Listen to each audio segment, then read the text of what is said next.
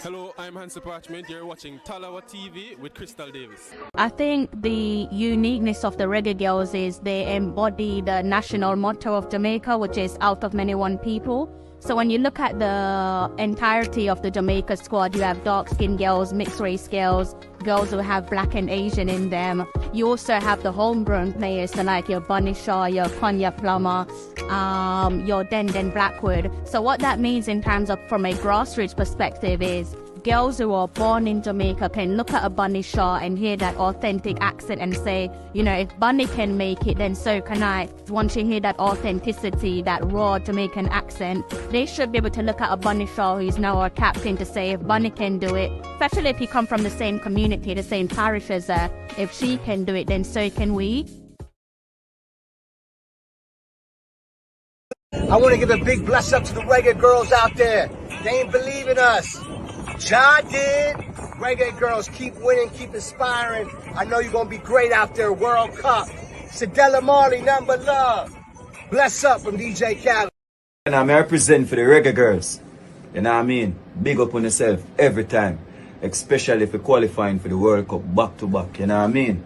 Sidela, big up yourself. One love every time. You know the thing go. Blessing off a flow like a river. Blessing off a flow like a river. What the reggae girls do? Left them name night earth like a queen. Me have to big up the top soccer team. You know Massacre represent. Jamaica support you every time. You know the thing go. Hello, I'm Hansi Parchment. You're watching Talawa TV with Crystal Davis. I feel like I'm from UK, you know. See the moonlights on the town. Whoa, I'm getting ready. Talawa TV is in the town.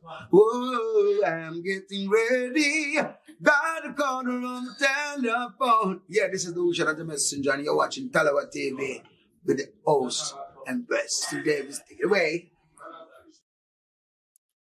My Talawers, how are you all? Good afternoon, good evening, possibly good morning, all depends on where you are in the world. Welcome back to another live stream. So guys, where do I even start? First of all, apologies for the delay. The delay was because I was still trying to map out what direction do I take this stream in.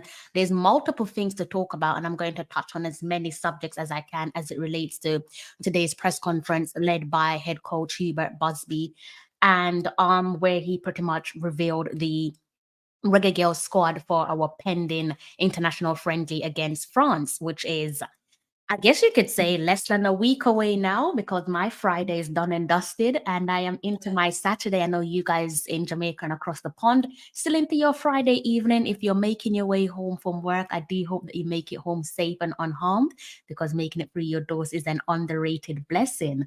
So guys, you might have to steer me in the right direction tonight. I have multiple questions to ask. I'm still asking myself those questions, still trying to find the answers, but I've yet to find them. I'm sure I am not the only one who is left feeling a tad bit confused pertaining to the announcement of the squad there. And I'm going to tell you guys why I'm feeling a little bit confused as to what was told to us, what was mentioned to us in the press conference. Let me know how you guys are feeling and doing, more importantly. I guess I can probably start off on a strong note, a positive note. There's, as I said, so many conversations, so many different topic of conversations to dissect. And I think if I'm being fair, I would have liked to have just led with the Deon Burton news, the welcoming news of Mr. Deon Burton. He doesn't need to be introduced, does he? He doesn't need a introduction. I mean, even if you are just a Reggae Girls fan, if you love football and you love Jamaican football, the black, gold, and green, you must know Deon Burton. As I said, I don't think his name needs to be introduced. Goes without saying, who is without a shadow of a doubt a Reggae Boys legend. I think, I speak for the majority of us that, even for those of us born in the 90s, there, whether it's early 90s, mid 90s, or late 90s, when you hear about the success of the Reggae Boy squad of 1998, you always hear about Deon Burton and the pivotal role that he played in helping us to qualify for our first ever World Cup. And, you know, it can be argued that he single-handedly dragged us to the World Cup of 1998. That's debatable if you guys want to agree with that or not. That's entirely down to yourselves. I won't try to steer you in any particular direction, but I'm going to talk a little bit more about Deon Burton, but I feel like I might need to kick things off by playing today's press conference. It is relatively short. It was a short press conference, so I think it's digestible. I think it's probably some 20 minutes or so, and then I will talk about Deon Burton some more, because we can't brush over the announcement of the return of the legend, Mr. Deon Burton. So that's how I'm going to start today's show off, guys. We're going to talk about Deon Burton.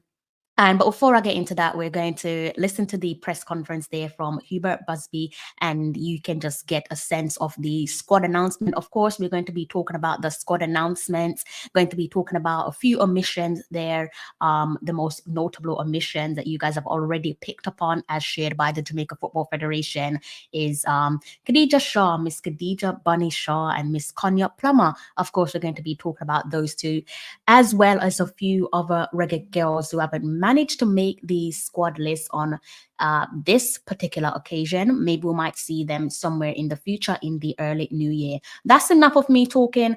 Do sit back. We've got about maybe 20 minutes, if that, of today's press conference, and then we're going to keep it moving. So do sit back and make yourself comfortable, okay? Good afternoon, everybody. Thank you very much for being here. This is the press conference for the squad announcement for the upcoming friendly international against France. For members of the media that are joining in, we kindly ask that you put your microphone. Guys, I'm going to do a quick little test. I am going to mute my microphone. Tell me if you can still hear the press conference, because my TV is playing and I don't want to breach copyright violation. So I'm going to play that press conference in a short while. Let me know. Obviously, if Simon's mouth is moving and you can't hear him, then obviously I need to unmute my mic, okay? Big up the guys there in the comments section. Tasia, Brian, Morgan. Brian, I haven't seen you in decades. I hope you're in good health.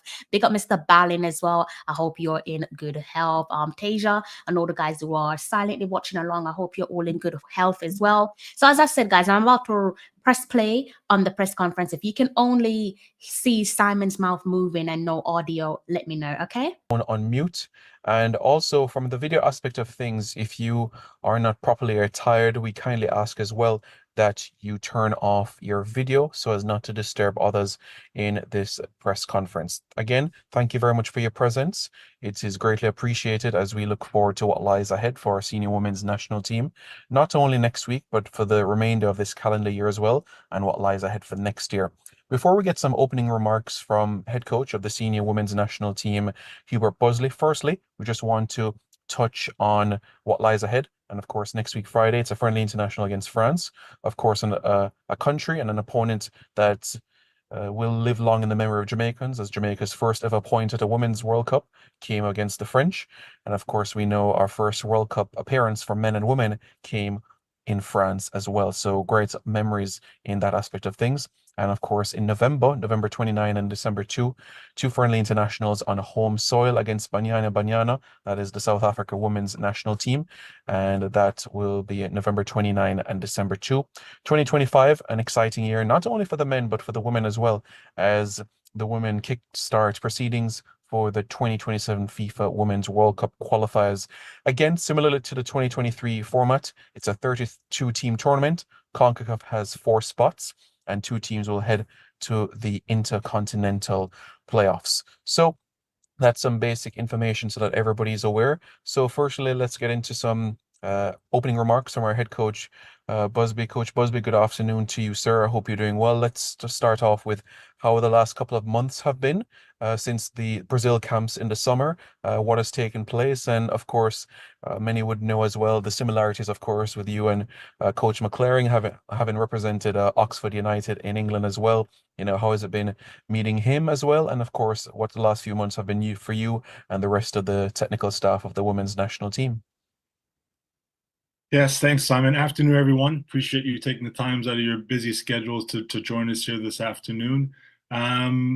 Yeah, we're looking forward to this match versus France. Since the last time we got together in Brazil in May and into June, the players have kind of settled into their clubs. It's been an extended break within due to the Olympics. So when we kind of last time got together, a lot of the players were coming off of or just coming off a vacation and coming back to get ready to play. So it was a little different playing rhythm to us. And look, we knew, going into those games against Brazil that they were going to be tough matches. They were getting ready to play in the Olympics, and we saw how great they did in the Olympics as well. And even with their new sort of cycle that they begun. So we'll continue with our cycle. This is all in preparation for the World Cup in 2027.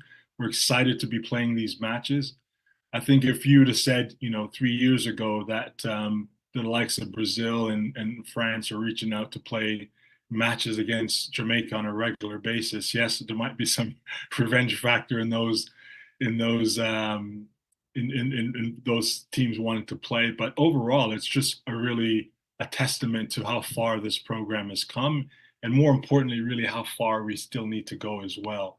So as we kind of set up this charted this course in terms of how we're going to get to this World Cup, one of the things that we really wanted to do is ensure that we are deliberate in the games that we're playing and trying to play as many top 10, top 20 opponents as possible to ensure that we are tested heading into World Cup qualifiers and arguably, one of the top confederations, in the world when it comes to women's football. So, a lot of work has been gone into it, and obviously we're looking forward to this camp, and looking forward to taking a look at some players and embedding some new staff into the program as well. So I'll kind of touch base on that a little bit later on in our discussion here. But yeah, thanks for joining us here again.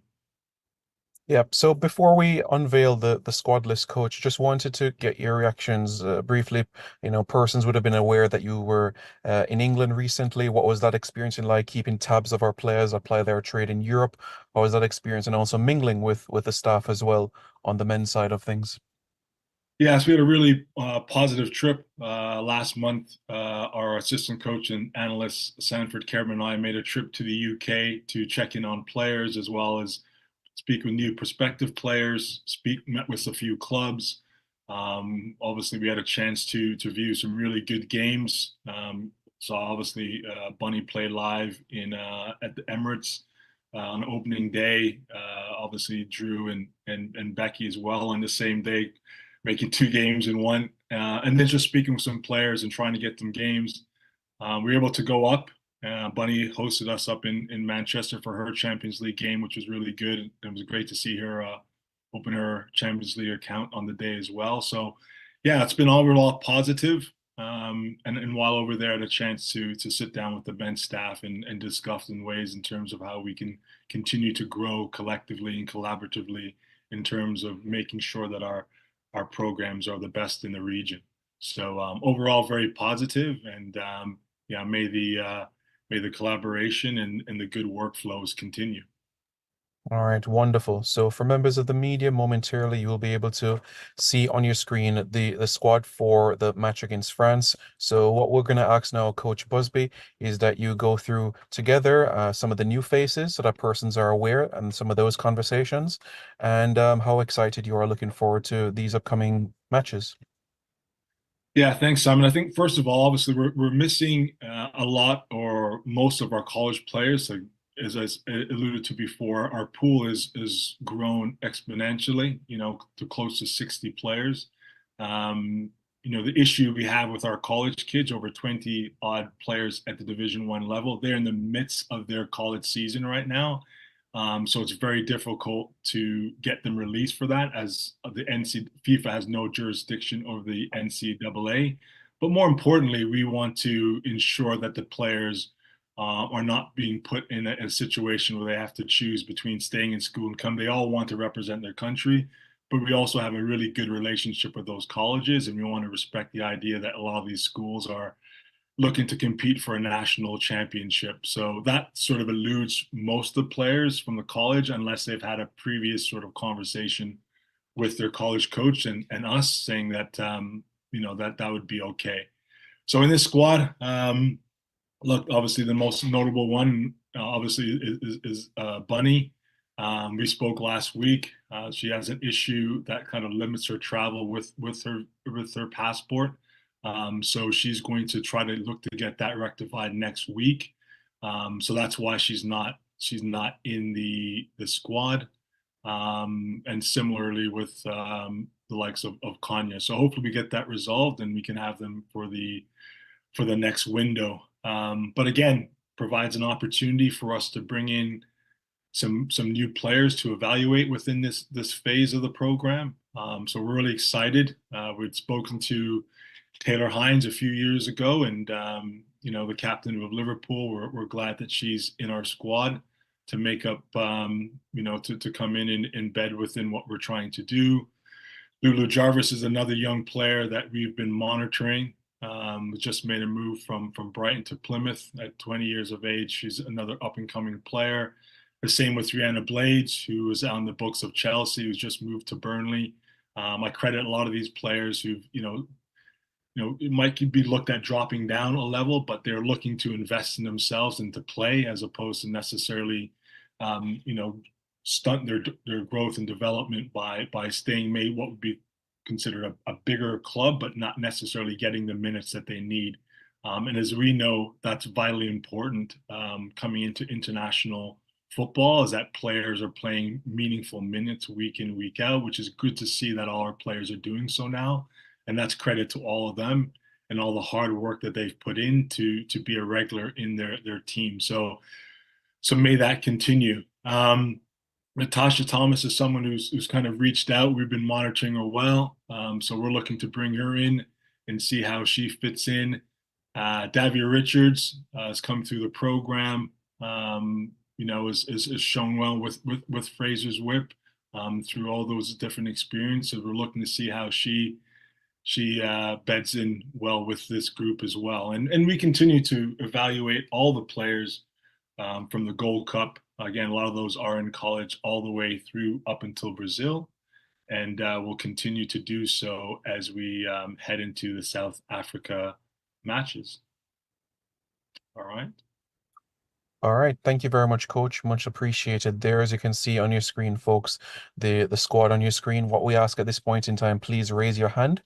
Raise your hand at this point, any questions you have towards Coach Busby, and I will indicate your presence, and then we can commence in this question and answer segment. All right, so we can proceed in terms of the questions. Please raise your hand, and then we can be able to get into the questions based on you see on the screen. So let's start things off with Matthew McAnuff-Jones. So Matthew, go ahead and pose your question to Coach Busby. Good afternoon, Coach Busby. We know that Kiki Van Zenten, she had a season-ending injury. I just want to know if you've had any conversations with her in regards to her update, regards to an update from her, and what are her prospects looking forward in the future in terms of her reemergence into the Reggae Girls fold. Yeah, that's a good question. Look, we're very fortunate. Our high performance coach, strength and agility conditioning coach, she actually works for the Houston Dash. So she sees Kiki every day. And so obviously she provides in any updates as they come. But she's back on the field now, I think running. She's still a ways away, but she's making great progress and she's been fantastic. And so, yeah, it's been good to get those sort of updates. Just more importantly, she's doing well, from a mental perspective as well, and she's working her way back. So yeah, we hope to have her back. If not for the next camp, might be a little bit too soon still, but definitely heading into the new year. So yeah, she's making progress for sure. Thank you very much, Matthew. Appreciate that. So let's go to Dre. You can go ahead. Good afternoon, Coach. This is Andre from Dre Anywhere Sports. So my question is, if you guys are hearing me clearly. Yes, go ahead. Go ahead. We can hear you. Okay. So my question is, with these two friendlies, how important is result and what are you looking for from these two games? And also, secondly, with the FSU team, because I follow them here in the state, we had 3 reggae girls starting in the starting 11 in their match yesterday, which I'm very optimistic about seeing that chemistry transferred over into the national team. What are your thoughts on that also? Yeah, Yeah, Coach, well, let me just interject for a second, Coach. Just a clarification, Dre. It's 1 match against France. It's not 2. The 2 matches is against South Africa. You can go ahead, Coach. yeah, thanks, Sam. That's what I was going to allude to as well. So yeah, thanks for the question, Dre. Good question. As far as the FSU player is concerned, like I said, each week, just to kind of give you a background, each week, each member of my staff, as well as myself, we're assigned to look at each departments, whether it be defenders, midfielders, forwards, goalkeepers, and we monitor them and we update it in a sort of database that we have to make running notes on each and every week. So, every single player who is playing college or every single player who's playing overseas, we have a running information about how they are. We watch them, we review them, and that's how we make our decisions. So, yeah, every week we get a chance to watch FSU twice. They're doing extremely well. Obviously, they've in a competitive conference at the end, they've dropped some games recently, but they're all doing extremely well and playing significant minutes and contributing, as you alluded to a team that's looking to compete for a national championship. And yeah, that chemistry is always going to bode well because there's familiarity there. So having taken what they have and sort of embedding that into the group when they eventually come back will be good as well. And yeah, we're looking forward to see what sort of run they go on into the NCAA tournament. Yeah, Coach. Andrea had asked an earlier question about the expectation for this game, so you can touch on that. Yeah, thanks for as well. The expectations really is for us to, continue to work on our playing model. I think it's important for us to also continue to build on our playing principles so that we can ensure that we're flexible, in and out of possession. We want to be a team that continues to use and has been known for a good defensive base. So the most important thing is, yes, results are always the main thing at senior international play. But the longer term, the picture is for us to be successful come next time this year when we're in October in our first round of qualifying for the World Cup. I think that's really the main goal is for us to be, to be peaking at that sort of time heading into those qualifiers. So yeah, that's sort of the objectives of this match. So we continue to build on what we're looking to do in a year's time. Okay, any other questions from members of the media? Please raise your hand and indicate to Coach Busby. In the meantime, Coach, there was a question online in relation to members of staff for the Reggae Girls. Is there anything you want to touch on that with updates, additions on that element? Yeah, so the two additions we've brought in, as I kind of alluded to, one, our SNC coach, high performance coach, will be Renee Balconi. Renee comes from us from the Houston Dash. I've known Renee for years when she's worked at LSU on staff there, the women's side with my wife. So I know her very well. And we're really pleased to have her involved with the program. And like I said, she's working in a professional women's environment. So she'll be joining us for this camp. And the other one is a name very familiar to everybody in Jamaica. We always kind of give them the gears every time we're on a call, but Deon Burton is coming on involved to be our one of the assistant coaches as well, and primarily work with our forwards. As you can see, we've got an incredibly talented group and led by one of the best strikers in the world at the moment. So why not have them come in and work with obviously a player who's played in the Premiership, knows the league. He's there as well, which is a big bonus for us because it gets Deon to go and see some of the games in person when he can, when he's not coaching with the U21s at West Brom. So we're excited to bring him on board and all his expertise. And of course, he's so excited to be back and giving back to the country that's given him so much as well. So we're excited to have him on staff. Coach Gilbert will be there as well. Andrew Sewell and Sanford Carabin, who I alluded to earlier, rounds out the technical team. All right, thank you for that. Livingston Scott from the Gleaner, you can proceed. Go ahead. Yes, coach, just wanted to know how that agreement came about with Burton and if he will be on the bench with you for this coming game against France. Yeah, no, listen, obviously a lot of the old boys, I've known Burton from back in the days, and I saw him actually last year, and I hadn't seen him or spoke from over 10 years, but I saw him last year and we kind of remained in contact since then. And yeah, when we were kind of when I was reappointed, we spoke about some things, and then I just asked him, I said, hey, listen, one of the things I really want to improve on is in terms of our playing models is for us to be a little bit better in front of goal. Like I said, one of the things for us as a staff is to ensure like we have one of the best players in the world, and scoring goals is important, but it's not just one people creating goals, creating opportunities.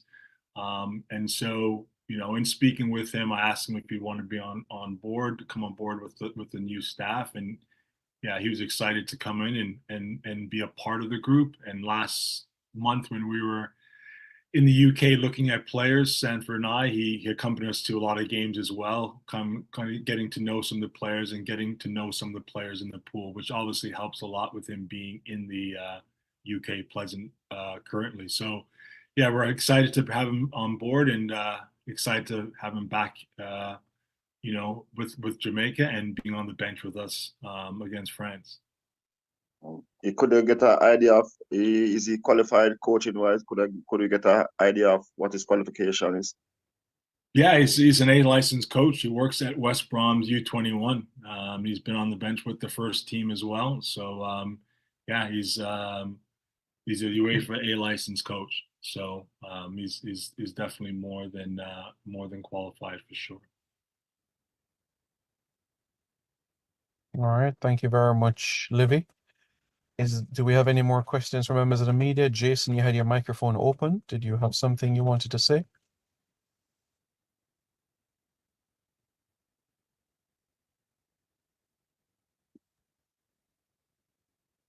Okay, he says, no, I'm good, thanks.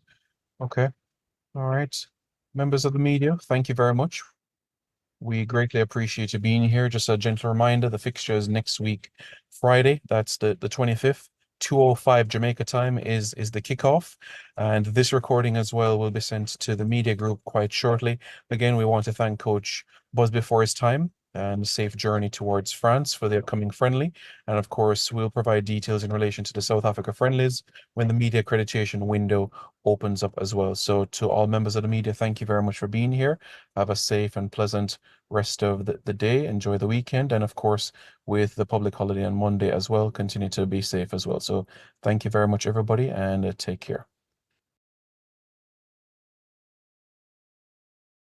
I still had myself on mute. My apologies. I'm going to stick a pin in it because this pretty much brought an end to the press conference, as you could hear there, led by Simon Preston, and the team announcement there came from head coach Hubert Busby. So there's so many positives there. I don't know if you guys picked up on any. You should have picked up on multiple positives there. I'm going to touch on a few of them before I get to the meat of the matter, the main conversation, the main talking points, I think the biggest conversation for me, or the biggest question that was left unanswered, still unanswered. Maybe you guys could help me in the comment section. Maybe together we could have a conversation and kind of steer each other in the right direction pertaining to what exactly is going on with regards to what was shared in the press conference. So before I do so, I do think I need to focus on Deon Burton a bit. Do talk about the legend himself. I already brushed upon a few things in the introduction of tonight's live stream.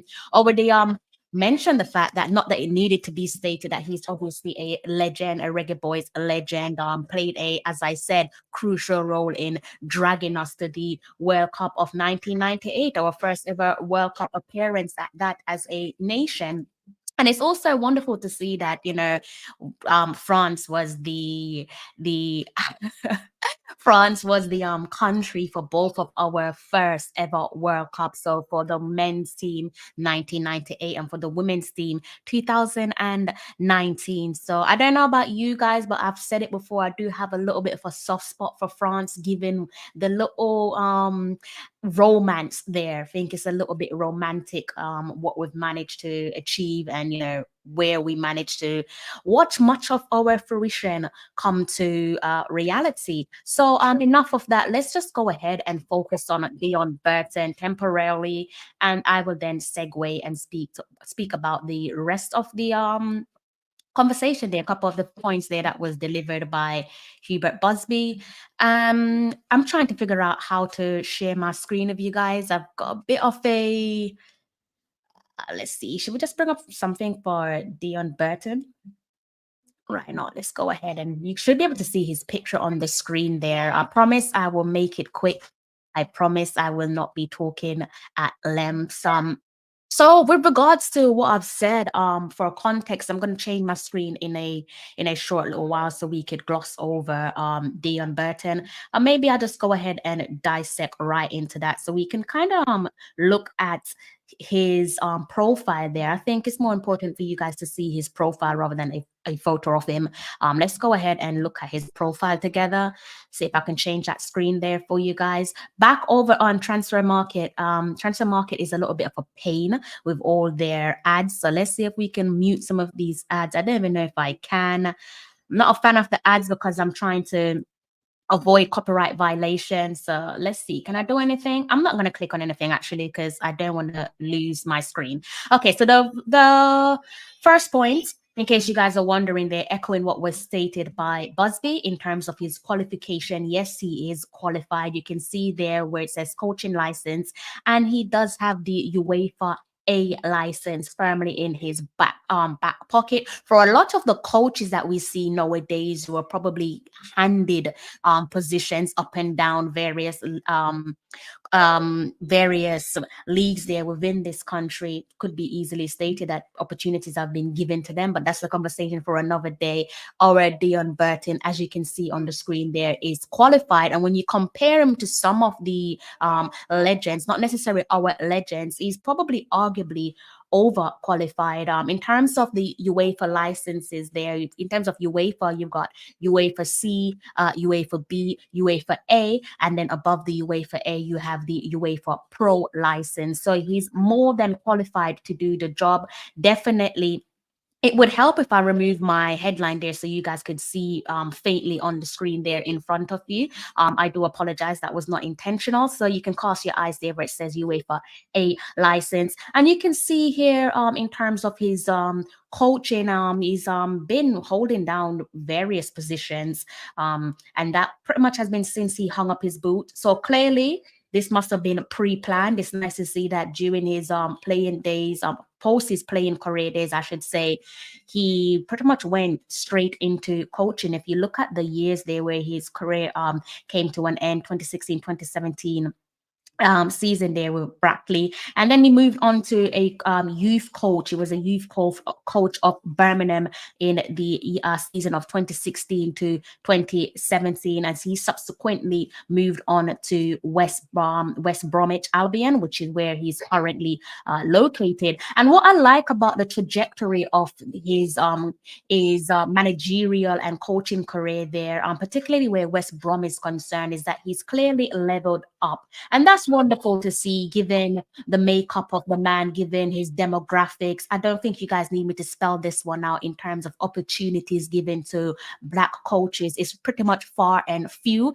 So when we do have Black coaches there that's holding their own and they're qualified, and let's be honest, you're not going to be given opportunities if you're not qualified, most certainly where being Black is concerned. Sorry to shake the roof, but that's just the way it is. So you can see here where it says there again, to reiterate, from 2018 to the 2019 season, season, stepped into West Brom, and he started off as a lone player manager. Subsequently, he then, in a short space of time, clearly they liked what they saw of him, moved on to being the assistant manager of the U21s, and things got better. So he went from being the assistant manager to being the manager of the U21, and currently it says here, again for West Brom, U21 assistant manager. Again, in case I haven't said it before, I do like the trajectory of his career. I also want to remind you guys of the number of clubs there that he has played for. I'm going to ring home a little bit of a nostalgia. Portsmouth, I'm sure you guys are, if you watch Premier League football growing up, you must know about Portsmouth. You've got Sheffield Wednesday in there. You've got Derby. You must know about his relationship with Derby. The wonderful Stoke City. I'm sure if you watch Premier League football growing up, you know all about those cold and wet, windy nights with Stoke City. And so you can see there again, as I said, his illustrious career. I am going to call it illustrious career. I'm going to change my screen temporarily again. So a career there that started off, professional career there that started off back in 1994. Yes, 1994, and he wrapped that one up in 2016. So that's clearly a playing career of over 2 decades.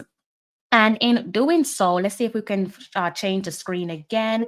He has played an extensive amount of minutes there, obviously, given the number of clubs there that he has played for, and more importantly, appearances. I think appearances in this instance way more important, or outweighs the number of minutes there that he has accumulated. So let me go ahead and see if I can temporarily change my screen for you guys again. Should be looking at the clubs there in terms of the leagues where he has played in. I'm sure you heard Busby. I need to stop saying Hubert Busby. Why do I keep saying his full name? Do need to get into the habit of just calling coaches by their surnames. So yeah, you could see there, as echoed by Busby, played in the Premier League. I also played in Championship, League One, League Two, First Division, pretty much all across the notable football leagues there where England is concerned. And in terms of career appearances, I think it definitely needs to be mentioned there. Total career appearances of over 600. That is no easy feat. And again, you can see over here, or at least I hope you guys can see over here, a string of clubs that he has played for in his playing career. Derby, Sheffield Wednesday, Charlton, Brentford, Portsmouth, Scunthorpe, Rotherham, Stoke City, to name a few, Barnsley as well. A couple of the teams there that I'm pretty sure, a bit like myself, you guys grew up watching. Now, I'm not sure if you guys picked up on anything there. I did share my screen with you guys for a reason. I wasn't trying to waste your time. What I did pick up with Deon Burton's playing career and his managerial career is that, especially where West Brom is concerned, is that he seems like he's a man that is pretty much fixated on longevity. He does seem like a man that embraces longevity, both in his playing career. I mean, as I said to you guys before, his playing career lasted a little over 2 decades. So from player to coach, I think the man is pretty much the same, serious about his craft, wants to get better, wants to find the appropriate or adequate tools that would enable him to get better at his job. You can see that both with him as a player and more notably with him as a assistant manager or manager with West Brom and their underage group. So clearly, as I've said to you before, in terms of him being qualified, definitely qualified. I think for the most part, when you compare him to other coaches that we see nowadays, probably coaches similar to his age or roundabouts, it could probably be argued that he's overqualified. Goes without saying that when you look at his coaching badges, he is definitely holding his own in a, dare I say, white male dominated field, because you don't need me to tell you. All you got to do is just look at things in hindsight or look at things within the present in terms of the lack of Black representation when it comes to head coaches and managers Obviously, I grew up seeing very few Black managers. I think the very first one that I can think of, I'm not even sure if he classifies himself as Black. I'm assuming he does. Oh my God, and his name eludes me. You guys have to remind me. I think he's Dutch, and he was Barcelona's manager way back in, say, 2006. Every time I think of Barcelona, I think of him, and I think of Ronaldinho as well. I feel like they go hand in hand together. So that was pretty much the only one that I can think of in terms of representation.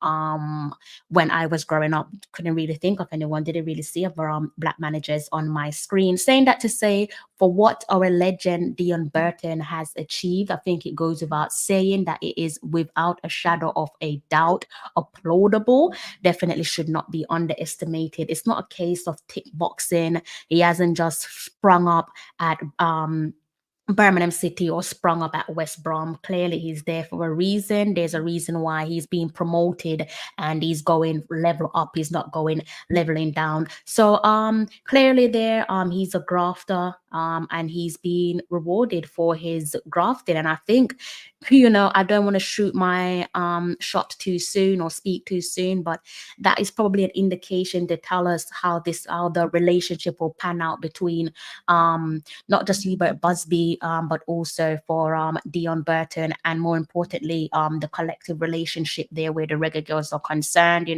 He's a grafter. They're grafters. I think when you look at the coaching setup and what Busby's bringing to the fold, clearly everyone seems, as an outsider looking on, they do appear to be on the same wavelength in terms of ambition and goals. I do want to touch on something before I forget it in terms of what Busby stated there. I did touch on it on my last stream. I think it was last night, in terms of expectations, and I think he alluded to a few, and I think he's absolutely right. We've sat here and have said countless times that for our firepower, more needs to be done.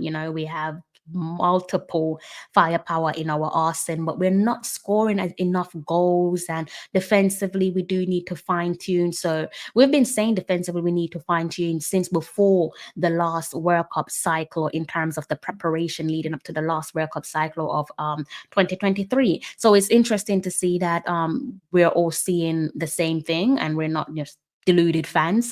It's good to hear the head coach there echo our concerns, and it does seem like he's going to fix it.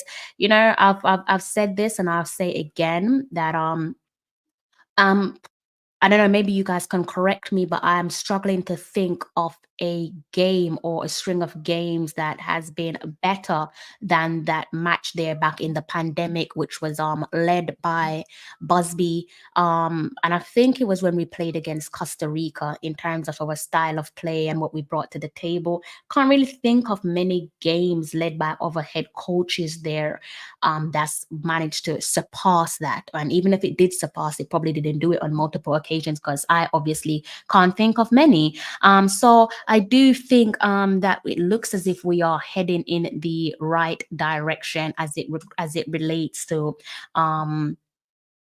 things going on in the backroom staff. Mr. Burton coming to the table, and also Busby going ahead and adding more reinforcement. I saw one of the comments there. I think Tasia is not a happy bunny with a particular recruitment. I'm not going to say the name, but if you look in the comment section, you can see it for yourself. I'm not ignoring you guys there in the comment section. Big up Conrad. I don't know if I gave you a big up already. I think you came on after I did my little big up section. Big up yourself, Conrad. Fresh God, big up yourself as well. Typical Jamaica. I don't think I've seen you on my live stream before, but big up yourself. Also, Blair Video, I hope you are okay. Big up yourself, Blair. And Owen, big up yourself, Owen. Now I'm going to be moving forward with the rest of tonight's show, but before I do so, I'm guessing you guys probably want to see that squad list again, right? I'm trying to see if I can read your minds. So I guess we could go ahead and look at that squad announcement, because we're now going to be turning our attention to the squad. And like I said, I am a little bit beside myself with what's going on. A little bit confused, but hopefully you guys can add some clarity, some balance to my thoughts, right? So if I just go ahead and remove things there for you, you should be able to see this on the screen in front of you. In case you don't want to read it, you probably can't, to be fair, because it is quite small in print. So I go ahead and read out the squad announcement. And for clarity, this is the squad announcement for pending game against France. This game kicks off on October the 25th. That is next Friday. Okay, so we're going to do this in the right order. So reading from the back to the front. So I'm starting off between the sticks, and our selection consists of Rebecca Spencer and Sydney Schneider. In defense, we have Chantel Swaby and Alison Swaby, the Swaby sisters. We also have the welcome addition of Taylor Hines, Denden Blackwood, Vian Sampson, and Malia Atkins. In midfield, again, more welcome addition there in the name of Lulu Jarvis. We also have Atlanta Primus, Jade Bailey. Welcome return for Jade Bailey. Always like to see Jade Bailey in the squad. Drew Spence, Sade Adamolokun. Definitely delighted to see Sade Adamolokun with a recall. I think she deserves a recall for what it's worth. Was disappointed that she kind of fell to the roadside under Donaldson. That's not me calling out Donaldson, to each their own. Maybe she just wasn't his cup of tea. Every manager or head coach has their preferred players. So I'm sure for a professional like Sade, it's probably no hard feelings. It is what it is. We move. Another welcome addition there in Rihanna Blades. Up top for our forward selection, we have Natasha Thomas.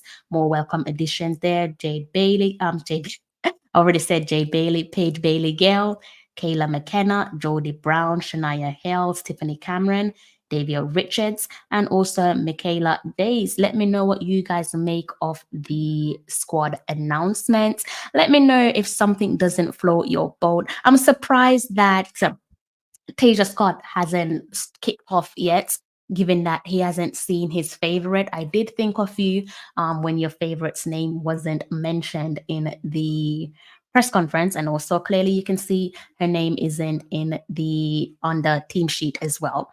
So I did have you in mind. So in terms of the core players, goes without saying, of course, and I guess I could backtrack a little bit and talk about the new players there. So one thing obviously is quite identifiable that they've been scoping out the English divisions, and if that's the module that works for them, then why not? Safe to say that we're leaning on the diaspora for multiple reasons. I think I'll probably have to leave that topic of conversation for another day. Maybe at some point during next week, we have a little bit of a chat about our scouting and what the shape of the team and the look of the team could look like in the near future. So yes, you guys have probably picked up on this already in terms of where we're scouting players and players who are coming into the fold. I already have a new player coming in. So for example, Taylor Hines, experience, plays for Liverpool, and she played an instrumental role in helping the Reds to qualify, win the championship, the Barclays Women's Championship back in the 2021-2022 league campaign, and propel themselves back to the big leagues in the WSL. You guys have already heard Busby talk about Lulu Jarvis, Rihanna Blade, Natasha Thomas, and they play as things stand. You can just call it just below this you want to call this now the second tier of women's football here in England. You know, if they do win their respective leagues with their respective clubs, then they go through to the championship. And obviously, if you win the championship, you get promoted to the WSL. Now, we're not strangers to a few of these leagues. So, you know, a couple of the new recruits, they play in leagues like the FA Women's National League South or the FA Women's National League North. Now, the National League North should definitely ring a bell to you guys. If you think back to last season, and Paige Bailey Gale, she was on loan, and it was a short loan to Newcastle. and she actually was it last season?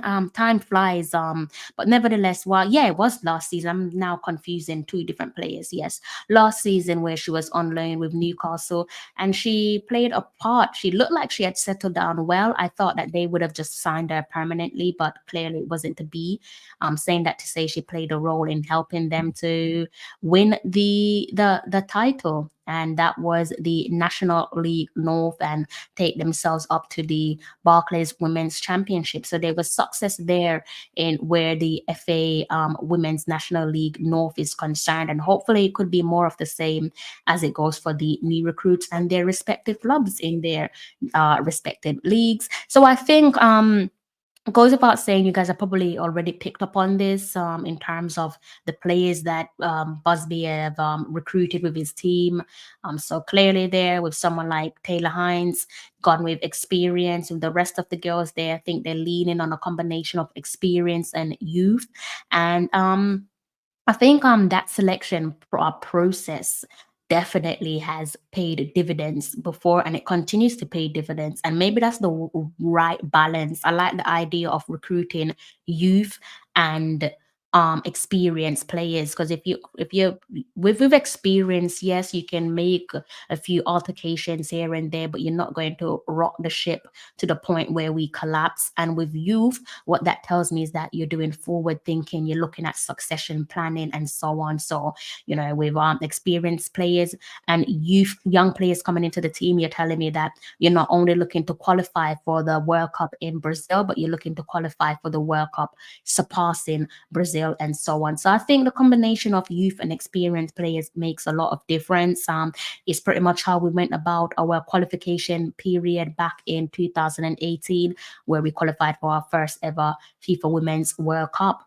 So it worked then, it continues to work. We're still tasting the spillover from that. And long may it continue. They're scouting again, girls within the UK. As I said, it seemed to have worked then, and I'm sure if it's done correctly, it will work once more. I think when you look at a couple of the players that's coming into the squad, irrespective of the unavailability of a couple of the core players, a couple of the regular players, the trailblazers, I think when you look back at say for example a Lon Donald's squad, you could feel or even when Busby was the coach before he had to step away, you could see that there was a taste of the old guard, a change of the old guard. I think we're back to looking at that, or we're continuing to look at that in terms of the a change of the old guard is definitely in motion, in my opinion. So in terms of the core players, Owen, that is Deon Burton. That is Deon Burton, Reggae Boys legend Deon Burton. I just caught a glimpse of your comment. In terms of the core players, to reiterate, no Bunny Shaw, our captain, our skipper, not available due to passport limitations.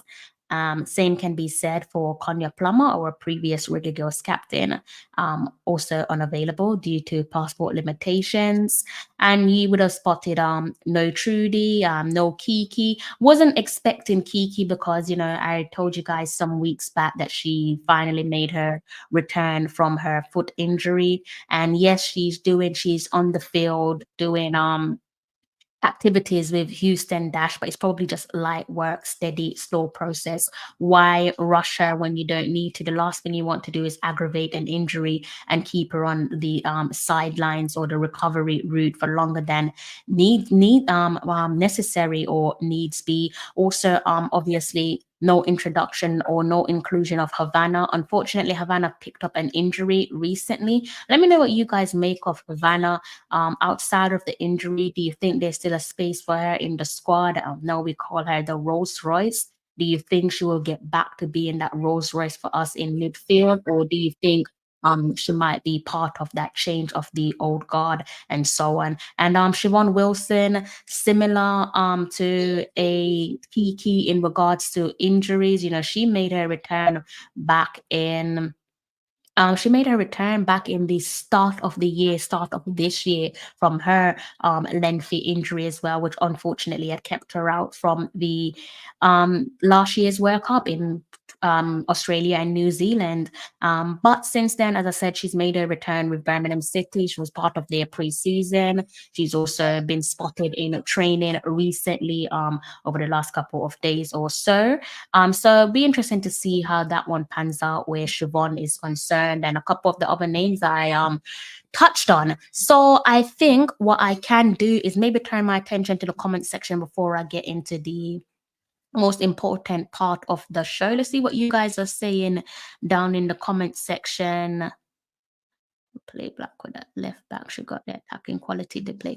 So Tasia is saying here that he wants Blackwood to be played as a left wing or in midfield. Will Liverpool play a back three system? So is she a left wing back? Owen, I hope you're okay. Owen, I think I answered your question already. It says here, like that guy as a player, I'm going to watch him and see what he can do before I start to criticize. This guy play video. No, he says so. I feel Manchester City want to have to get. Oh, let me have a read of this comment. It says he feels that Manchester City don't want her to leave to get injured because they have big games ahead in the Champions League. That is Tasia Scott's words, not mine. Don't shoot the messenger. Blair Video says, I believe that's true. I'm not sure if he's agreeing with Tasia or maybe he's agreeing with something that I said. Let's see, top quality right backs like Wiltshire. Yeah, Wiltshire, I mean, she's definitely one of my favorite players, but I'm going to leave her be for, obvious reasons, personal reasons. I don't want to get into her personal life. So I'm going to leave her be. I'm actually going to touch on a couple more conversation there as it relates to, personal reasons of players and so on. Looking forward to seeing Hines at left back. They're just saying a 3-4-3 formation. I want to see the coach start to play. Chantal Swaby's center left back. Alison Swaby center right back. Taylor Hines left back. Wiltshire. Okay. Or Naya right midfield. Okay. Looks like you've got the team all figured out there. Tasia Scott. So you guys should still be able to see the team right there, the squad announcement. If you want me to give that one another read, I will go ahead and give that to you. All you have to do is just let me know in the comments section. So I think for me, the bit that I'm left feeling a little bit lost, I feel like I'm lost at sea, questioning what we were told in that press conference there. And the elephant in the room, or the elephants in the room, for me, definitely, unfortunately, I can't speak for you guys, but for me, it's definitely overshadowed all the wonderful and positive news they're shared by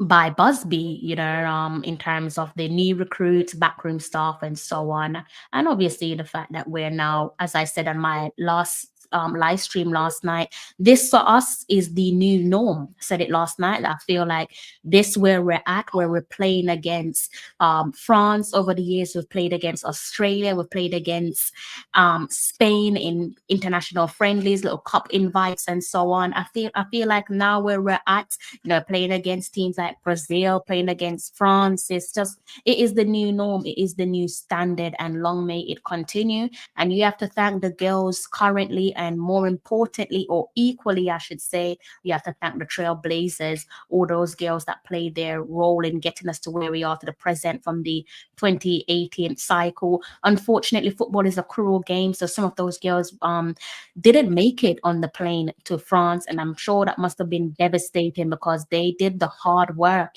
but football is a cruel game. But we still think of them, we still have them in the back of our minds, and we're not going to just completely forget about them. That definitely won't be happening. So I'm talking about the two elephants in the room there as it relates to Bunny Shaw and also Konya Plummer. I need some redirection from you guys. I was talking to a friend of mine's, and I don't know if he read my mind from a mile away, but he pretty much was echoing the same thing that I was thinking, in regards to the reasoning behind the omission of Bunny and also Konya Plummer. And, to reiterate, paraphrase it, it's to do with um passport limitations. And I've been thinking for the past couple of hours how that can be. I'm not sure what passport limitation means, but nevertheless, I can't figure it out. So it really begs multiple questions for me. First of all, when I thought of passport limitation, I was thinking, has a passport been lost or stolen? And if it has been lost or stolen, can you not just call up the High Commissioner, Jamaica High Commissioner for each respective country? Can you not call Minister Grange and ask to, rein in a favor? Can you not ask for a same day passport delivery, next day delivery? I don't know. So that one didn't really fit whatever was being told to us, whatever was being reported to us or shared with us in terms of for clarity, no one said that there is passports lost or stolen. I'm just trying to make sense of what I, in the most polite way, feel that is nonsense. And I say it's nonsense, and it's not to say that I don't believe that the players are being insincere. Let me just make that quite crystal clear. I don't think there's any insincere behavior from the players. I do think it might the truthfulness, or the issues, I should say, that comes with what was shared with us probably extends to the people around the players. And I'm going to get into that in a short while. So I'm sure you guys can backtrack to couple weeks ago where we spoke about Bunny Shaw at Manchester City. Now I'm going to go ahead and switch my screen for you guys for purpose of context, right? So we can all be on the same page. Let's go ahead and look at that article again from The Guardian. Now we can fix our eyes on this one here. Was posted on the 18th of September, as I said, reported by the trusted Susan Rack and the reportable Guardian. Now the headline does read for itself. It says, Manchester City without Khadija Bunny Shaw for key Paris clash of the visa bungle. And few bit of a key information there, which makes all of this even more bizarre, because as it states here in The Guardian, Golden Boot winner, missing Champions League away tie, City tried to get last minute fix after not applying for a visa. And that was over, let's call it a month ago, right? That was the 18th of September. For most of you guys there in Jamaica, it's the 18th of October, right? So bang on a month from today where this one was reported. Subsequently, she did go on to missing that first leg there over Paris. When they went back to the Etihad, Bunny and Manchester City completed the job, stuffed them home and away, and sent them to bed. And so I thought, okay, the visa, they didn't say visa, they said passport limitations. It begged me to think, okay, maybe it's visa related, because we know that she had or it was reported that she had some visa issues there with her club Manchester City. And even so, when I look at the time frame there, a month ago where it was reported, and the issue must have been there before it was reported, before we were alerted of what was going on with Bunny Shaw's omission from the traveling squad back then. And I thought to myself, something's still not adding up as it relates to Plummer and Bunny. And here's where I'm asking myself multiple questions, because I'm thinking to myself, where are the agents and the player care officers in all of this?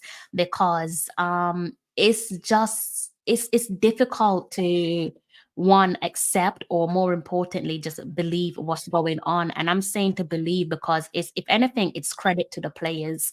We've got Sonia Plummer, former Reggae Girls captain. She's playing top flight of women's football in Turkey with Fenerbahce. We've got Bunny Shaw playing for one of the biggest clubs in the world in Manchester City, back-to-back Ballon d'Or nominee. So I have to ask myself, where are the players, agents, and also the player care officers. Player care officers, they play like the middleman role, so they deal with all the complexities that the players themselves can't afford to deal with due to timing of their schedule, daily schedule, and so on. They're paid to do their jobs. And also agents, people probably look at agents and think that they're much bigger or more important than they are. I think we all need to remind ourselves that agents work for the players, not the other way around. So I'm wondering, I'm asking to myself, where are the players? Where are the agents? Where are the representatives? Because they're being paid to deal with complexities. And I think, given that it's now bang on a month since this story was reported where Bunny Shaw is concerned, clearly there's some complexities there. And obviously, yes, not every player is privy to having a agent or a representative or a player care officer. It does vary depending on the profile of the player. But as I said, for a back-to-back Ballon d'Or nominee like a Konya Plum, surely you must have some representatives around you. As I said before, not too long ago, she's already had to miss a Champions League clash against Paris. That one, coincidentally, hint, hint, was played in France, and she had to miss it because of visa related issues. And here she is again, about to miss a friendly against France. And I am not putting this blame at the feet of neither one of the players, but I am questioning it, and I am looking at their managers in terms of the people who represent them and are supposed to be taking care of them. And I'm wondering, like, what exactly are you being paid to do, and why are you not doing your job? Because from an outsider looking on, it seems as if you're toying with the image and the brand of these players.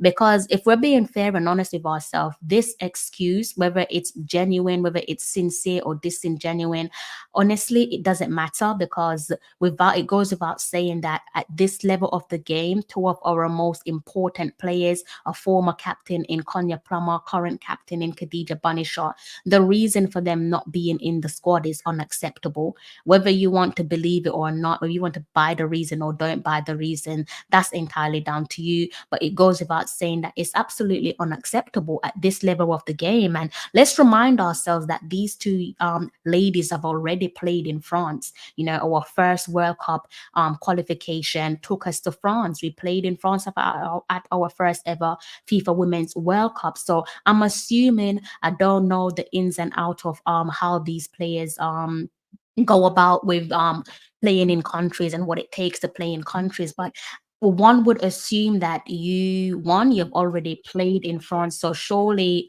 you would know the complexities that comes with playing in France. Bunny as well played for Bordeaux, so again, there's that relationship there with Bunny being in France.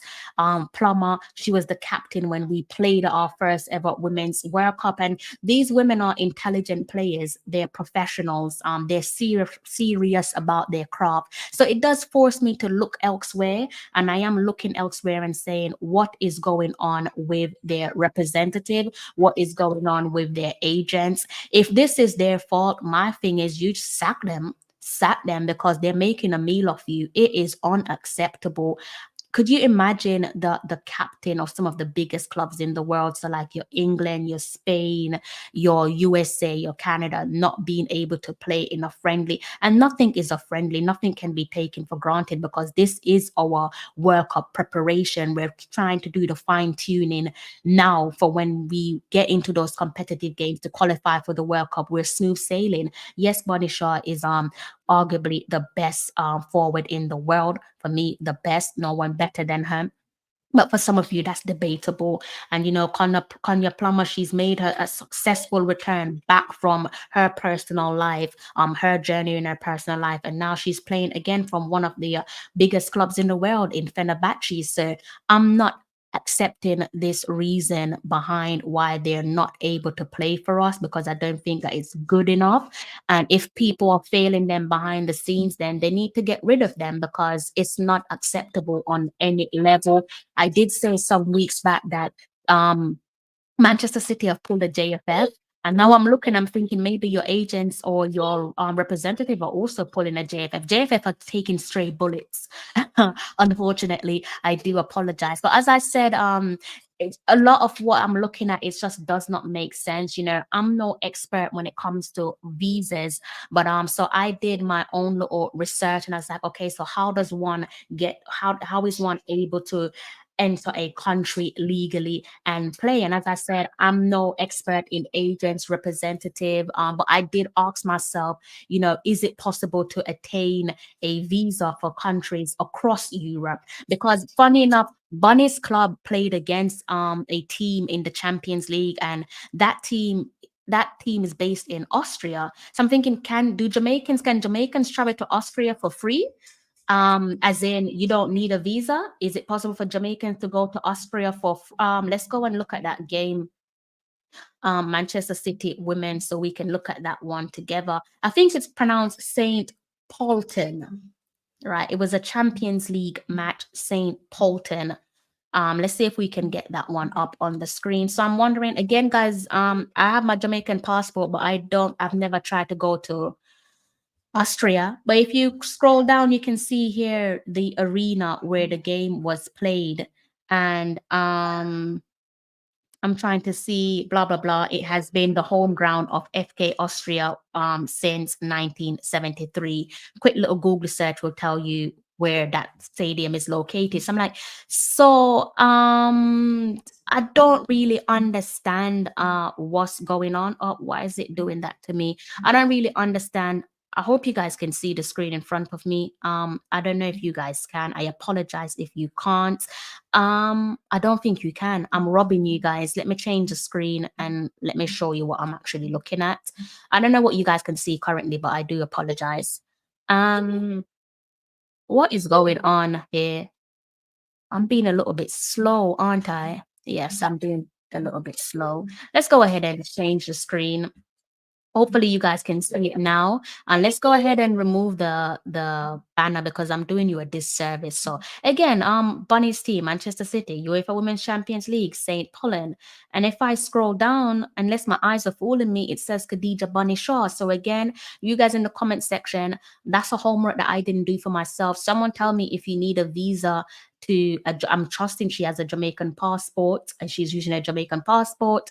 And do you need that one to travel to Austria? So something just does not make sense. And I am not trying to, I am not saying that the fault is at the feet of the players. I'm definitely not saying that. So please do not misquote me. But what I am saying is the people around them, in my humble opinion, your agents and your representative of are making a meal of you.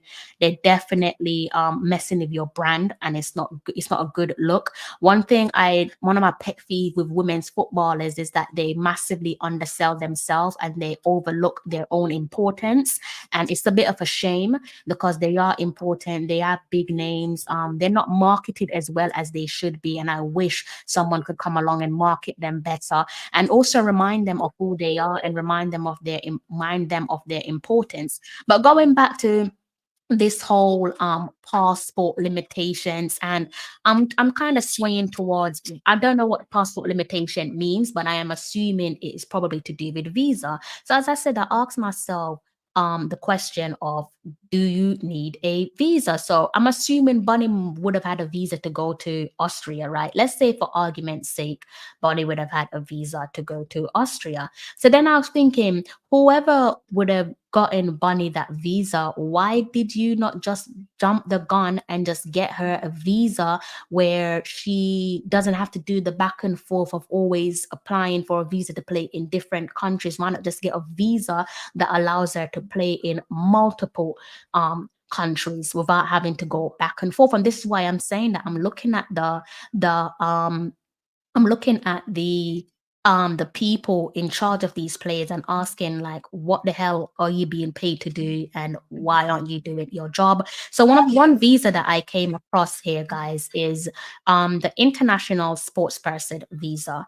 right? And this is just an example, right? So it says here you can apply for an international sports person visa if you meet the eligibility requirements and your sports governing body endorses your application, confirming you're an elite sports person or qualified coach, you're internationally established, your employment will develop your sport in the UK at the highest level. Then you got the different types of visas and so on. And here is where I hit another stumbling block. This is just an example. And this is why I'm thinking maybe the limitation is linked to visa, because, for example, as this one relates to the UK, you know, I don't need to tell you guys, but visas carry multiple complexities. It's a headache. So, you know, for the most part, the minimum in terms of when you need to apply is, say, minimum 3 weeks to 3 months. So it says here you can apply for a visa up to 3 months before the day you are due to start work in the UK.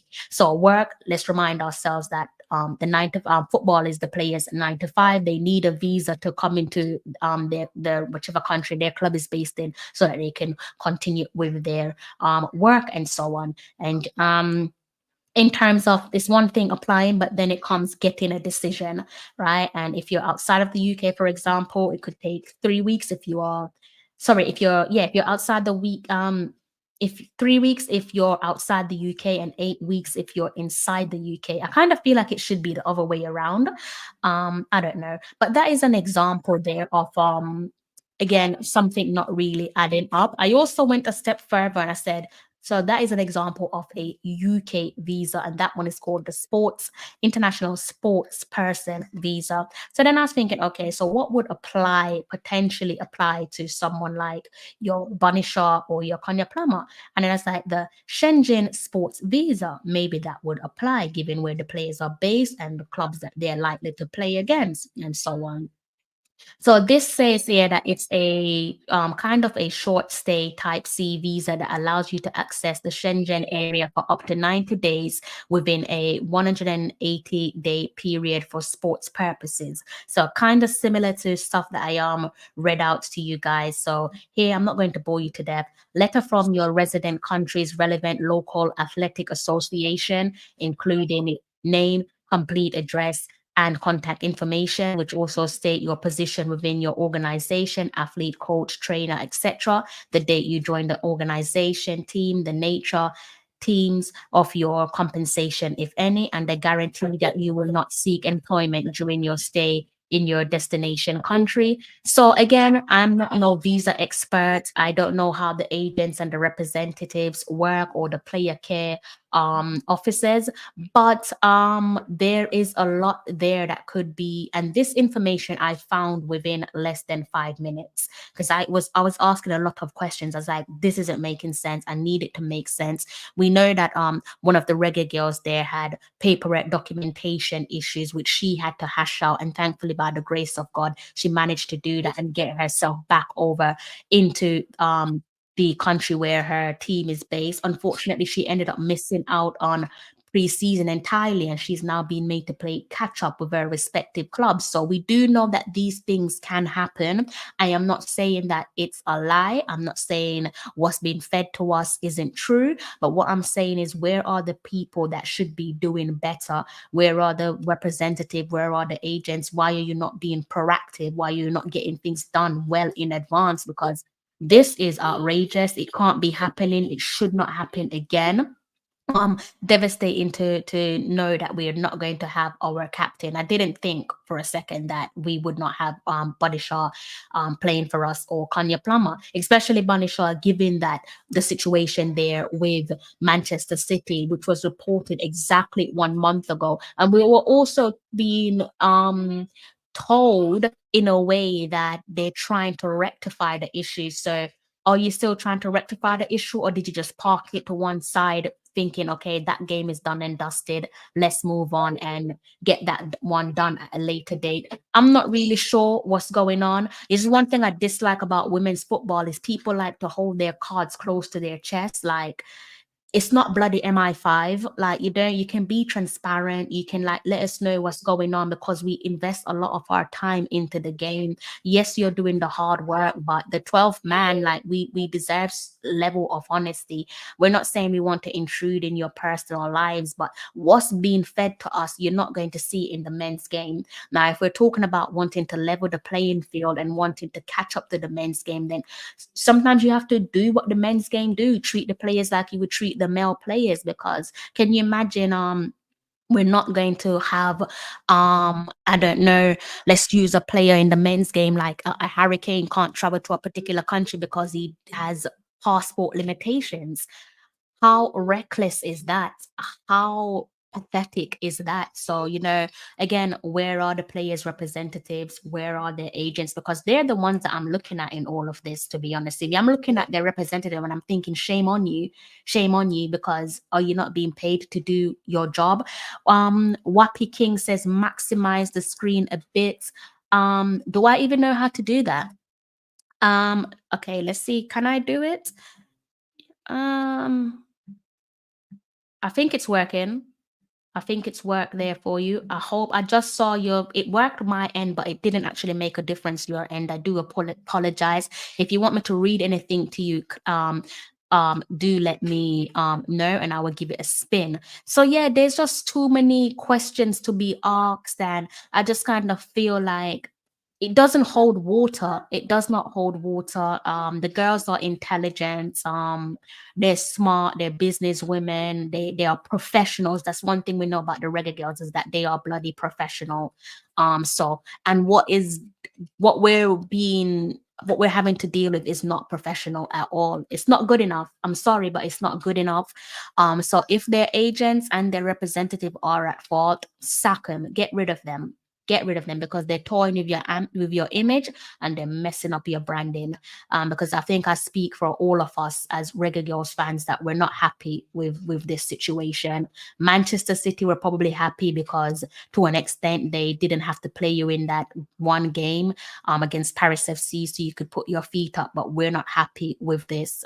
Fenerbahce might be happy, but the only reason why we support Fenerbahce is because of Plummer. Plummer jumped ship, we're jumping ship with her. So they might be happy bunnies, but we're not happy bunnies to know that our former captain and our current skipper won't be playing against France.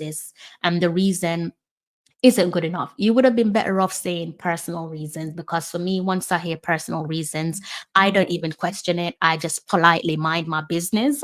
I always think personal reasons is personal, and I don't want to intrude in people's personal lives. I appreciate the honesty, if that's what we're being fed, but nevertheless, it's not good enough. It is shameful, to be honest with you. It's embarrassing.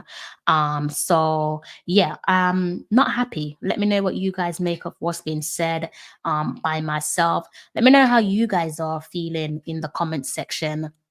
I'm going to turn my attention to the comment section, a matter of fact. Let's see what you guys are saying. I don't know which game you're speaking about, because I've not seen Bunny play in France this season.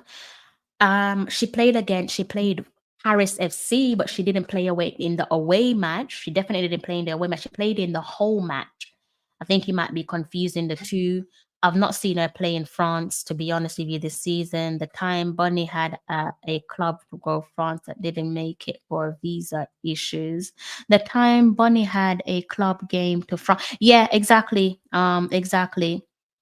We all don't need it at this time. We need the players with that need strength. Yeah, to get better. Yeah, look, I can't make sense of it. I just think that I'm trying to make sense out of what I think is nonsense for what the players have had are having to deal with. But I can't make sense of the situation, to be honest with you.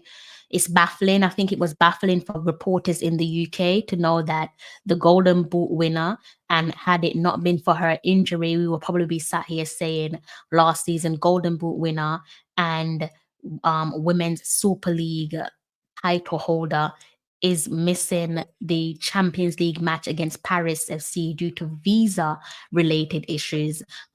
Nevertheless, just that alone, knowing that she missed that game against Paris, it was crazy then. It was a talking point in the UK. So, of course, it's going to be a talking point where Jamaica is concerned. I haven't got a bloody clue.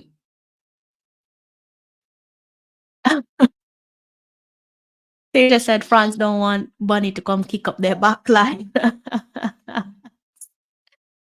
Oh God, I don't know. Same thing with Jamaica anytime it comes to France. I don't know what the issue is.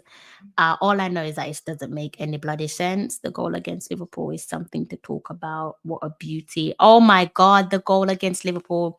Yeah, Bunny's goal against Liverpool was unbelievable. One of the best goals scored last season. Watch that game, says Wappy King. I thought she got her citizenship. I think that's well, clearly not. I don't think she has French citizenship because she would be in the squad list if that's the case. 100%. They knew this, mom. They knew this. They knew this. So I'm like, then, if you as an agent cannot fast track Bunny Shaw's whatever limitation there is, if you can't get that resolved so that she isn't missing Champions League games and international friendlies, you're not really good at your job then, are you? You're not serious at all. You are not serious at all. If you don't have the necessary contacts in your locker book to pull some strings, it's Bunny Shaw that you're talking about. If you can't get that done for one of the best players in the game, back-to-back Ballon d'Or nominee, I'm not sure what you're doing with yourselves. I'm not sure. And, whilst the agents might not be dealing with it, you should be dealing with it.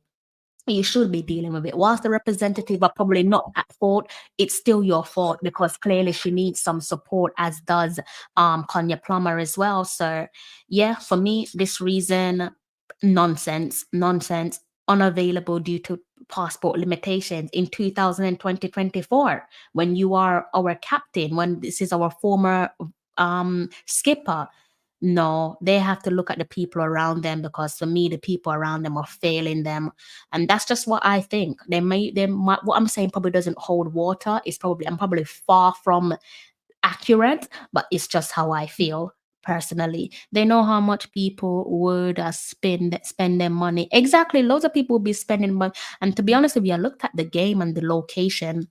I was looking at it with a friend and we were just like, this location is in the sticks. It's in the middle of nowhere, guys. I looked at it and I was so put off by it that I was thinking, how do you even get to this stadium?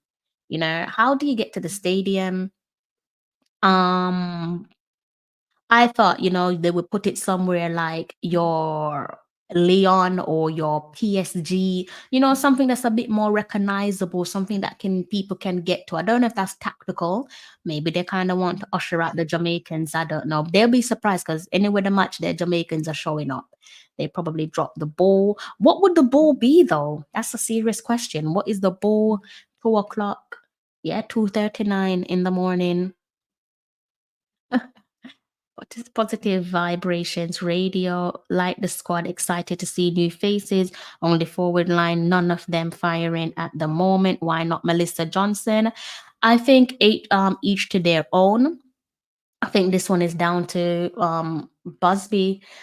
He selected the squad for a reason. I think only the coach can answer that one. I unfortunately can't answer it because I'm not the coach, but yeah, only he can really answer that.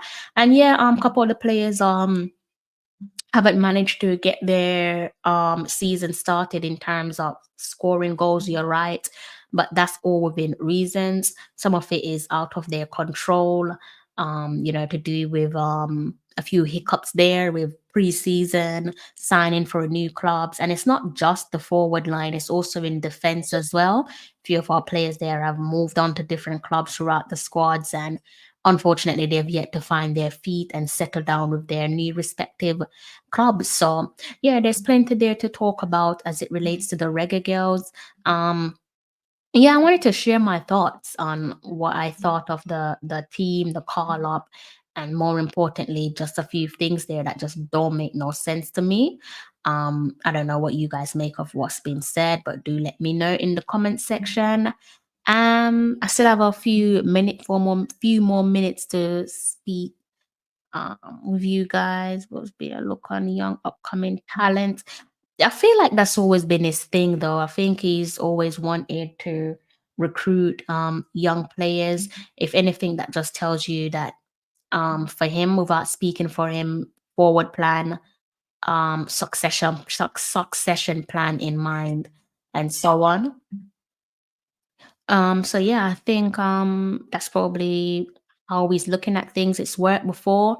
You know, as I said, I am definitely delighted to see like the recalls of your Jade Bailey and your Sade. Definitely think, you know, someone mentioned Mel Johnson, and I could argue the same for someone like Sade. I think, you know, as I said to you, each their own as it relates to the head coaches and calling up the players. They call it their players, specific players for their own reason, maybe suited to style of play and so on. But yeah, Sade, given the season that she had last season campaign, definitely surprised that she wasn't recalled under Lon Donaldson. I actually think with Sade that under Vin Blaine, I don't know, maybe you guys read the game differently to myself, but I think under Vin Blaine, she was coming into her own. Was definitely coming into herself. Definitely could see that that transition there where she was going from being, you know, young girl to into a young woman, and definitely identified that on the Vin Blaine, and then unfortunately things kind of fell to the roadside for her. But on a more positive note, she's now back in the squad, and hopefully for her sake, you know, long may it continue. Definitely earn the right for a recall. Bit like yourselves there, guys. I'm excited to see um a couple of the new faces there. Excited to see how they play. I don't know if you how you guys are feeling about France. Let me know how you guys are feeling about France. Excited, nervous? Let me know how you guys are feeling about France. Taylor Hine tried to convince her to come and play. Yeah, it's finally happened, finally coming to fruition. Probably took way too long, longer than anticipated. Part of me kind of felt like it wasn't going to happen, to be honest with you, but it's finally happened, though. As they say, all good things take time, or something of that ilk. And she's still, I guess we could say, at the prime age, 25 years old, so she's at the prime age. And she's an experienced player there, currently playing for the Reds, that is Liverpool. So let me know if there's anything that you guys want me to discuss in the comment section before I have to love you and leave you. Tonight's live stream, I've already gone over 1 hour and 30 minutes. Also went through that press conference there where Busby gave us the squad announcement for the international friendly against France. And we also heard about the welcome appointment of the legend Deon Burton. That's the Reggae Boys legend, Deon Burton. So if there's anything that you want me to go over, do let me know in the comment section. Good to see a couple of the old faces there. Good to see you guys in the comment section. Always good to see you in the comment section. You know, the likes of Tasia, Brian, Mr. Balin, Conrad, Fresh, typical Jamaica, Blair Video, Owen, Boss Thomas, man from Portland, my favorite parish, Wayne Evans. Pick up yourself, Wayne Evans. I don't think I clicked on your comment earlier on. I do apologize. Whoppy King. Who else is in the comment section? I think that's about it. Oh yeah, and Positive Vibrations Radio. Big up yourself there in the comment section. You're making your way home from work. I do hope that you make it home safe and unharmed, because making it through your doors is an underrated blessing. I'm just trying to see what else we could discuss here, guys. I reckon that is probably it for me. I'm trying to see if I could give you guys some content there on the Reggae Girls for the international window. Trying to do something different. And if I'm able to, if I'm given the green light, then I'll be able to execute the plans I have in mind. If not, then we just have to work with different ideas. But hopefully I can be given the green lights. So any questions, guys? Let me know. Probably got another 2 more minutes with you all. So let me know if you have any more any questions, any comments that you guys want to share. Do go ahead and do so. What else from that press conference? I do have some reservations, but I think I'm going to share that or keep that to myself until the next live stream. Definitely have some reservations, but I think I've spoken enough for one night. It's well over 1 hour and 30 minutes. So I'll keep my reservations for another live stream. Okay. So let's see.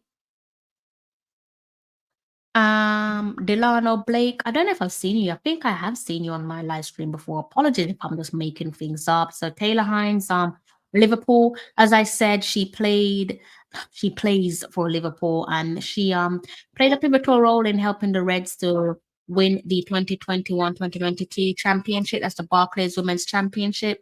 Thus sealing promotion to the big leagues, the WSL, top tier women's football in England. Lulu Jarvis, she plays for Plymouth Argyle. Rihanna Blades for Burnley. Natasha Thomas for Ipswich Town.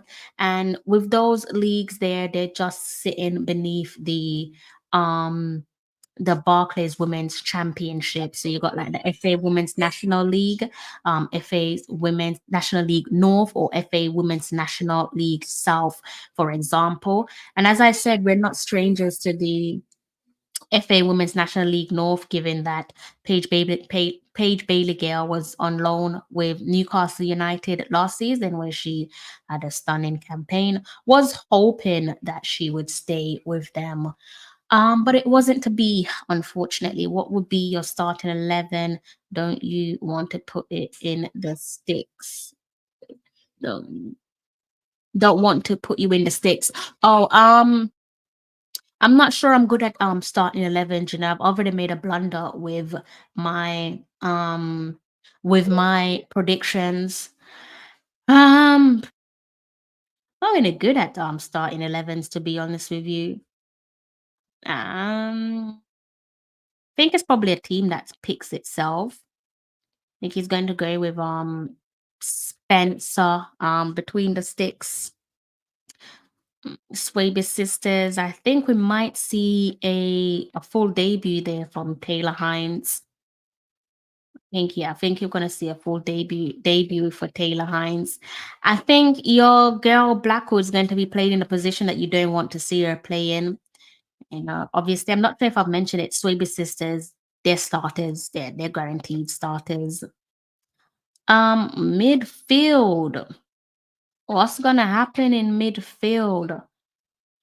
I think we might see some minutes there from Jade Bailey. Given the situation there with Jade Bailey slowly coming back into her old self. Hopefully she can surpass her old self. You know, I would like for injuries to be kind to her. Definitely a delightful player to watch. Drew Spence been having a good start to the season with Tottenham, as you guys are already aware. We've got Atlanta finding her feet where the Addicts, Charlton Athletic are concerned. A new club for the season on loan. This is a bit of a up top. I think I'm more concerned about what's going to happen up top. I'm more concerned as to who he's going to start up top, as in who's going to be the center forward. I think we're going to have Paige Bailey Gale out wide. You might have Sade out wide as well. So you might have Paige Bailey Gale and Sade out wide. It's probably going to be a toss-up through the middle for McKenna, Cameron, and Hales, I think. I don't know what Donaldson has in mind, to be honest with you. And I'm no good at starting 11. I'm not going to act like I am. Positive Vibrations Radio says, Bonnie, I go for the Ballon d'Or this year. Can't play no friendly right now. Plus, we need to figure out to score without her. I hear you. I think you can. I think you definitely can. You definitely can play friendlies, Ballon d'Or or no Ballon d'Or. You can afford to play friendlies. I don't think that's the reason. I see what you're saying, but I don't think that's the reason why she's not available. Should do a show on the new player. We don't know them. Yeah, I could look to do a show on the new recruits. I'll watch Liverpool match this. Oh, now you want to watch Liverpool? Go ahead. Why not? Blackwood is a good winger. Be honest, you have offensive mindset. Then, yeah, Brian. This is the same thing that Tasia was saying with regards to where he wants Blackwood to play. The player is gonna be fit for 4-3-3, 4-2-3-1 formation, a 3-4-3 formation is what he wants to see. Tiffany may start. I don't know what Lauren. I don't know what Busby's gonna do. Tiffany, maybe in terms of experience, I say it's either Cameron McKenna or Hales. I don't know who's going to start. I can't read Busby's mind. We can push up then with Taylor Hines. Yeah, that's probably the idea. I think, we all prefer to see Blackwood in a more attacking role further up the pitch. And I think also when you've got the reintroduction of players like your Siobhan as well, and when players like your Wiltshire come back in the fold, I'm excited. There's some key players there omitted from the team. Much of it to no fault of their own, reasons outside of their control. Definitely looking to see them in the future. Blackwood is better. She isn't good. Yeah, I know what you've been saying. I've definitely been reading your comments. Yeah, I'm surprised you haven't brought up your favorites. I'm definitely surprised that you haven't brought up your favorite. You seem to have kept that one hush hush. All right then, guys. Looks like we might be good. Are we good? We're good there in the comment section. I've been doing this live stream for almost 1 hour and 40 minutes. Am I going to be giving you guys a live stream tomorrow? That is the question. I think I might have to hold fire until Sunday when the weekend game have surpassed. And I'm assuming the team there, because they do have some weekend fixtures to tend to. I'm assuming we're going to be seeing the team arriving in squad is say predominantly UK based squad, right? Just the odd few players based outside of the UK. Longest journey definitely goes without saying. That one belongs to Vian Samson, coming all the way from Asia, coming all the way from Japan. But yeah, be interesting to see what happens there with our players in terms of their arrivals. I reckon between Sunday and possibly the latest Tuesday is when we'll see all the players arrive in camp. Really looking forward to seeing Jade and Hines, to be honest. What happens with our right back Wiltshire unavailable to personal reasons. Again, I don't really want to dissect Wiltshire's reasons. She has shared some personal details with us on her Instagram recently, but I like to leave certain things alone. I think the tool can exist, people can share personal information with you, and at the very same time we could also give them their privacy, respect their privacy. And that's pretty much what I want to do with someone like Wiltshire. In terms of players there, conversations around be it free agents or players getting a limited number of call-ups. Be interesting to see how we manage that going forward, given our pattern over the last couple of years. And there's multiple things to think about. I think it's a delicate situation, whether you're male or female, as it relates to should free agents be called up to the national team. I think it's a different conversation when you're talking about players who belong to a club, but they're not getting a adequate amount of minutes. You know, sometimes they might not be the manager's preferred player. Sometimes they're making their way back from injuries. Sometimes they're new to a club, so they have to find their form and find their way into the team and so on. But yeah, the national setup, intriguing place to be. I think this one probably you have to manage with caution. I do like the idea of players coming back into the fold after being away for personal reasons. Ideally, I think, you know, looking ahead, it will be great to see us offer support where support needs be. So when you're thinking about well-being and fitness, you know, well-being is quite broad. It will be interesting to see how we manage that without doing the one thing that we normally do, which is to give them an instant call up. I think in that sense, you unintentionally throw the players under the bus. And I also think, you know, it's unfair. It's unfair on the players who are playing in said respective position for their respective clubs, and they're being overlooked. In terms of how we manage that in the future, I'm not sure how we're going to manage it, but definitely worth keeping an eye on when you think of well-being and fitness. And, you know, if we manage that appropriately as it relates to free agents, I'm sure we'll help somewhere along the line of helping these players to secure transfers for new clubs. It's definitely something that isn't um unknown to the coaching setup there that we have.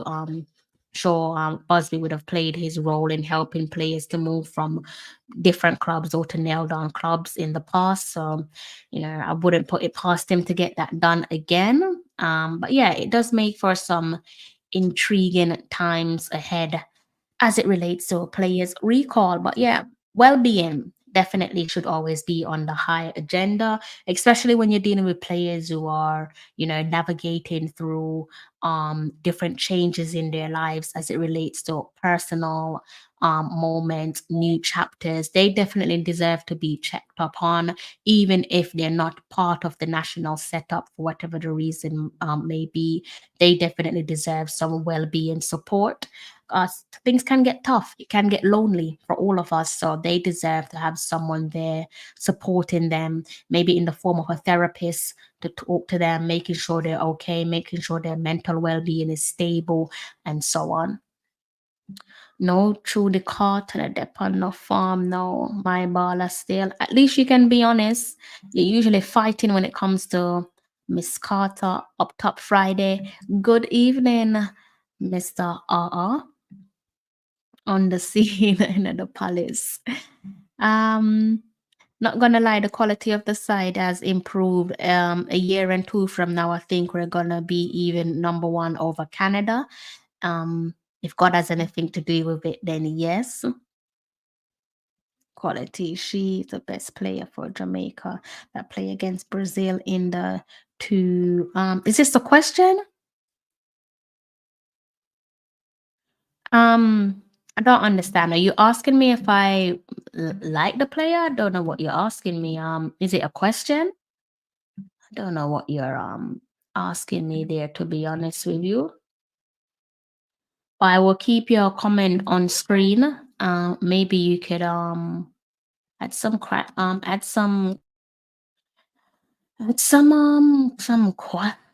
I'm feeling so sleepy. Maybe you could add some clarity.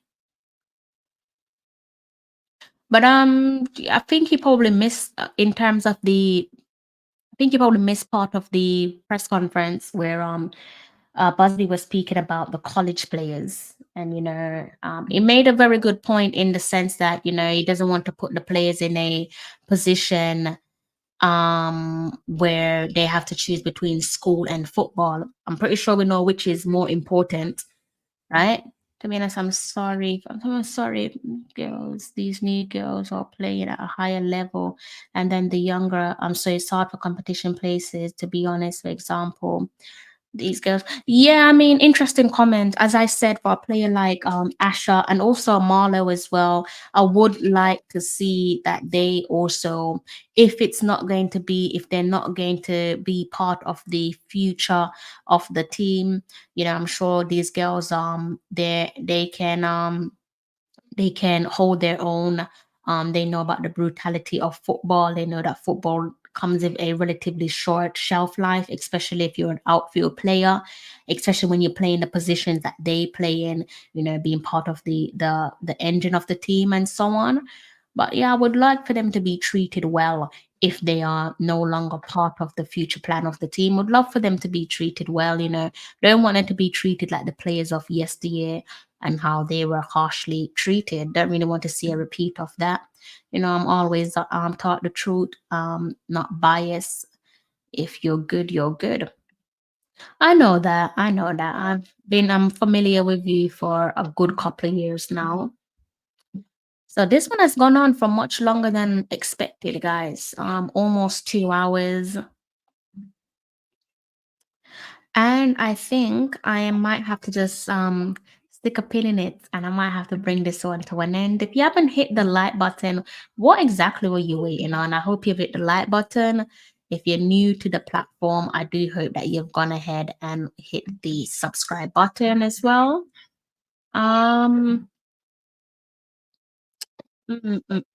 Let's see. I think that's me done, guys. I think that is me done. Let's see the last few comments. They're from Grassroots. Asha is a top quality baller. Love Marla personality, but Asha got more quality. To each their own. But yeah, I wouldn't like for their final game to be the final game that they've had. Let's put it that way. So maybe we might see things change in the future. Gunner's boss. I hope you are in good health. Yes, guys. Thank you for keeping my company for the best part of almost 2 hours. This live stream is going on for 1 hour and 49 minutes. Definitely think I've spoken way too much. But at least I managed to get much off my chest. I had a lot to say. So thank you guys for keeping my company. If you're making your way home from work, hope that you make it home safe and unharmed. If I don't see you over the weekend, I do hope that you have a fabulous weekend. If you're out and about, do take caution. Enjoy the long weekend for those of you in Jamaica. Lucky for some, enjoy your long weekend. And God's willing, next week we're going to be looking more into the reggae girls coming into camp, speaking about the arrivals and so on. Gunners Bond says thanks for another banger. I think he was probably silently watching. Nevertheless, glad that he's here and dropping his comments. So Sydney, I'm sure she should be ready to take over Becky soon. Again, been a while. You're more than welcome. No, call them up for qualifiers. Tune in next time. You are more than welcome. Hey, look, Sydney Schneider, class is permanent. Class is permanent. Yeah, she's a world-class keeper and she always will be. So guys, that brings an end to tonight's live stream. If you're just tuning in, I'm afraid you might have to watch this one back on replay. As always, thank you guys so much for your continuous support. The channel continues to grow, all thanks to you guys. And you know how it goes. Until next time, take care. I'm John Barnes and you're watching Talawa TV with Crystal Davis.